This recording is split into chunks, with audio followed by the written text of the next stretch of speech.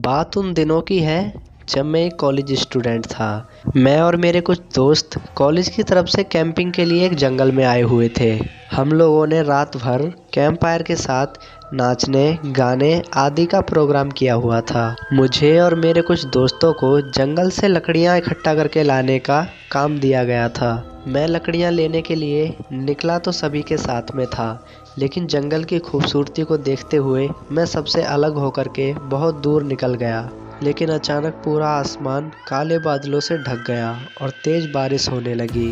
बारिश को बढ़ता देख पेड़ के नीचे खड़ा रहना मुझे उचित नहीं लगा, इसीलिए मैं किसी घर की तलाश में एक दिशा में भागने लगा। कुछ दूर जाने के बाद मुझे लाल ईंटों से बनी हुई एक बिल्डिंग नजर आई। बिल्डिंग के अंदर तेज रोशनी थी और ऐसा दूर से ही लग रहा था कि इस बिल्डिंग में बहुत सारे लोग हैं। मैंने वहां पे जाना उचित समझा और मैं उस बिल्डिंग की तरफ चल दिया। मैं भागता हुआ उस बिल्डिंग के अंदर घुस गया और एक नर्स से टकराते टकराते बचा। नर्स ने मुझे ऊपर से नीचे तक देखा और घूरते हुए कहा, बहुत ज़्यादा भीग गए हो, सर्दी लग जाएगी। आगे उधर बाईं ओर एक स्टोर रूम है, वहाँ जो भी मिले उससे कहना कि सिस्टर जूलिया ने भेजा है और वहाँ से साफ़ और सूखे कपड़े पहन लेना। ये सब होता देख मैं तो एकदम हक्का बक्का ही रह गया।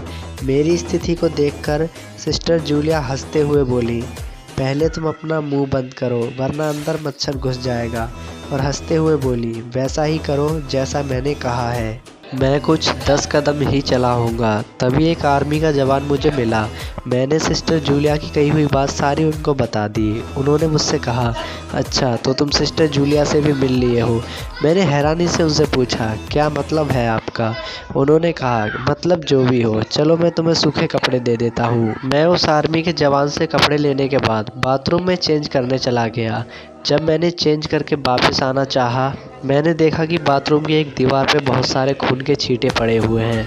ये देख कर के मैं हक्का बक्का रह गया और मेरे दिल के अंदर थोड़ा डर सा बैठ गया। मैं बाथरूम से भागने के लिए बाहर की तरफ निकला, तभी मुझे आईने में किसी का काला साया नजर आया।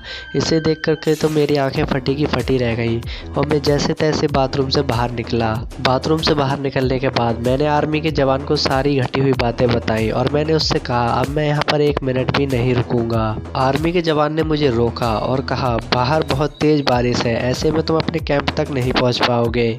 मेरे पास बैठो, मैं तुम्हें एक कहानी सुनाता हूँ। कहानी खत्म होने के बाद मैं खुद तुम्हें अपनी जीप में तुम्हारे कैंप तक छोड़ के आऊँगा। पता नहीं उस सैनिक की आवाज़ में ऐसा क्या था कि मैं वहाँ पे तुरंत रुक गया और कहानी सुनने लगा। कहानी कुछ इस तरीके से है कि सेना में लड़ाई के दौरान हमारा एक सैनिक बुरी तरीके से घायल हो गया। उसे दुश्मन देश के सैनिक अपने साथ ले गए, लेकिन कुछ समय के बाद वो सैनिक हमारे हॉस्पिटल में घायल अवस्था में हमें मिला। हमने उसका इलाज करना शुरू किया। उस सैनिक का भी इलाज चल ही रहा था, तभी हमारे हॉस्पिटल में एक बड़ा ब्लास्ट हुआ और पूरा हॉस्पिटल खंडर में बदल गया और उस ब्लास्ट में सारे लोग मारे गए, उसमें मैं भी शामिल था। तभी मैंने उस कैप्टन से पूछा कि आप तो अभी जीवित हो। तब उस कैप्टन ने मुझे बताया कि ये कहानी 10 साल पुरानी है और मैं तो 5 साल पहले ही मर चुका हूँ। इतनी बात सुन करके मैं बेहोश हो गया और जब मुझे होश आया तो मैं अपने कैंप में था और सारे लोग मुझे घेर के खड़े हुए थे। तो आखिर ये क्या था, आप कमेंट में ज़रूर बताना और वीडियो सही लगी है तो वीडियो को लाइक करके चैनल को सब्सक्राइब ज़रूर कर लेना।